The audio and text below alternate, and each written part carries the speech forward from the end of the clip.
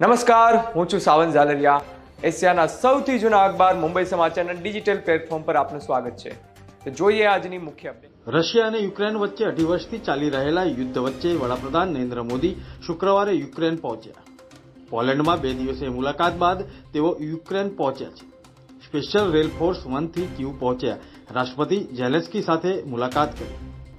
ગુજરાતના કેટલાક જિલ્લામાં જુલાઈ 2024 માસ દરમિયાન વરસેલા અનરાધાર વરસાદને પરિણામે ખેડૂતોના ખેતી અને પાકોને વ્યાપક પ્રમાણમાં નુકસાન થયું.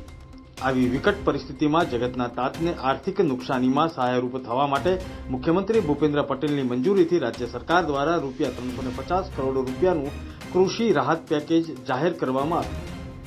હવામાન વિભાગે આગામી 5 દિવસ રાજ્યમાં ભારેથી અતિભારે વરસાદની આગાહી કરી છે.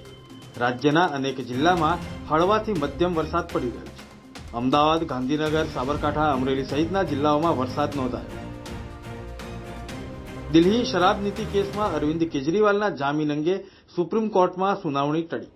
5 સપ્ટેમ્બરના રોજ હવે આગામી સુનાવણી થશે.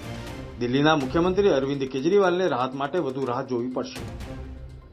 એનસીપી પાર્ટી પ્રમુખ શરદ પવારે ગુરુવારે કેન્દ્ર પર જાસૂસી કરવાનો આરોપ લગાવ્યો. તેમણે કહ્યું કે શક્ય છે કે મારી ઇન્ફોર્મેશન કાઢવા માટે મારી સિક્યુરિટી વધારવામાં આવી છે.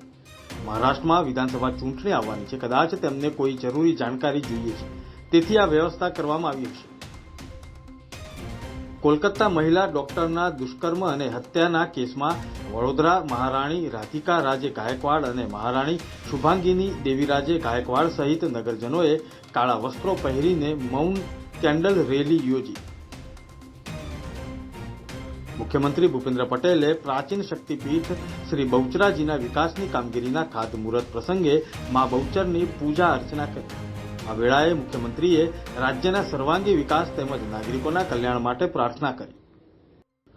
જૂનાગઢ જિલ્લા પંચાયત કચેરીમાં ક્લાસ 3ના કર્મીઓના કુલ 299ના મહેકમ સામે હાલ 171 કર્મીઓમાં ફરજ બજાવી રહ્યા છે. તેનો સીધો મતલબ એ છે કે હાલ 128 કર્મીઓની જિલ્લા પંચાયત કચેરીમાં અછત જોવા મળી રહી છે.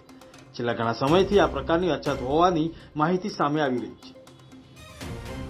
અમદાવાદમાં કચરો ભરેલા ડમ્પરને રસ્તા વચ્ચે ખાલી કરવાની ફરજ પડી. મળતી માહિતી પ્રમાણે એપીએમસી મેટ્રો સ્ટેશન આગળના 4 રસ્તા વચ્ચે જ કચરો ભરેલું મહાકાય ડમ્પરને મસમોટા ખાડામાં બેસી ગયું. ભૂવામાં ડમ્પર ફસાતા રસ્તા વચ્ચે કચરો ઢોળાતા અસહ્ય દુર્ગંધ પ્રસરી ટ્રાફિક જામના દ્રશ્યો સર્જાયા. એએમસીએ બોગસ સ્પોન્સરશિપ મામલે 9 અધિકારીઓને નોટિસ પાઠવી. જોકે આ મામલે કોઈ સંતોષકારક જવાબ ન મળતા સ્પોન્સરશિપ ખોટી હોવાની માહિતી બહાર આવતા જ એએમસીએ 9 અધિકારીઓને સસ્પેન્ડ. મહત્વના અને રસપ્રદ સમાચાર મેળવવા માટે મુંબઈ સમાચારને અત્યારે જ ફોલો કરો.